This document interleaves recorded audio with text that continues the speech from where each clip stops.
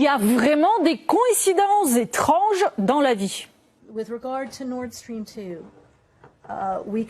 En ce qui concerne Nord Stream 2, nous poursuivons des conversations fermes et claires avec nos alliés allemands. Et je veux être franche avec vous aujourd'hui, si la Russie envahit l'Ukraine d'une manière ou d'une autre, Nord Stream 2 n'avancera pas. Et pouf, mystérieusement, des explosions créent des fuites sur Nord Stream 1 et Nord Stream 2. Et selon Tagesspiegel, les dégâts causés au gazoduc sont tellement importants qu'ils seront irréversibles. On se demande qui était en mesure de mener à bien une telle opération.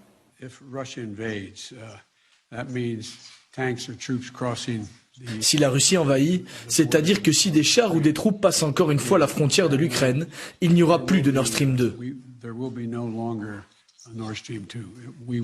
Nous y mettrons fin.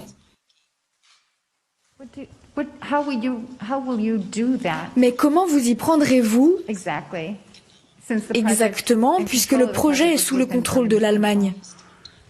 Je vous le promets, nous serons en mesure de le faire. Il faut aussi rappeler que les États-Unis travaillent depuis 8 ans à persuader l'Europe d'acheter le gaz américain plus cher au lieu du gaz russe bon marché. Mais bon, vous savez, parfois les paroles et les sanctions ne suffisent pas, surtout quand il s'agit de convaincre un partenaire de nuire à ses propres intérêts juste pour vous faire plaisir.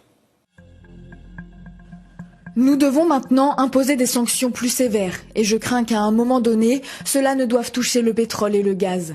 L'économie russe est vulnérable, le pétrole, le gaz et les minerais représentent 80% des exportations russes.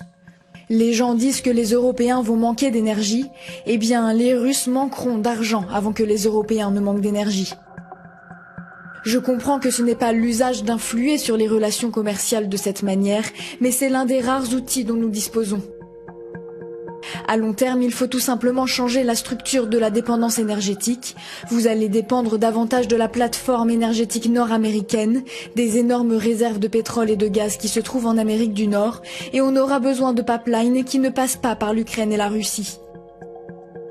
Pendant des années, nous avons essayé d'intéresser les Européens à d'autres réseaux de pipelines. Le temps est venu de le faire. Une autre drôle de réplique, mais plutôt arrangée au rayon des gaffes monumentales, vient de l'ex-ministre polonais des Affaires étrangères, avec un tweet qu'elle a fini par supprimer, mais vous savez ce que c'est, Internet a beaucoup de mémoire. Merci les États-Unis. Au Kremlin, on en a bien pris note et on évalue les gagnants et les perdants dans cette affaire.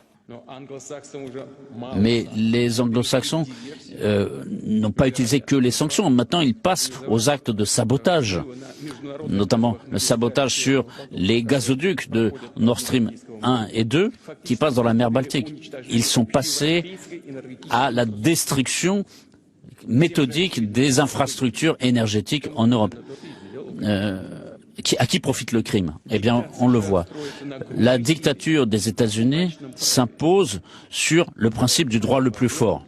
C'est fait parfois de façon jolie, de façon embellie, mais parfois c'est fait directement. C'est la loi du plus fort.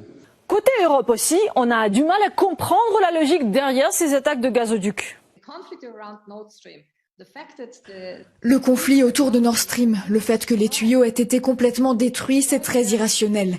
Parce qu'il y avait tant d'autres options sur lesquelles les autorités russes s'étaient mises d'accord, sur lesquelles l'Union européenne s'était mise d'accord. S'il y avait eu une certaine volonté politique, nous aurions pu régler ça.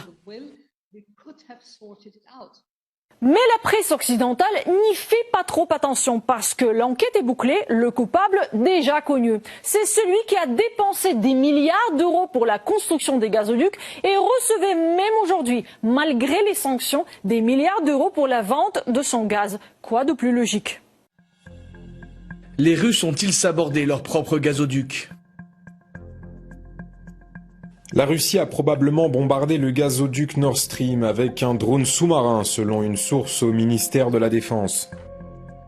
En plus, il y avait eu des avertissements venus d'outre-Atlantique.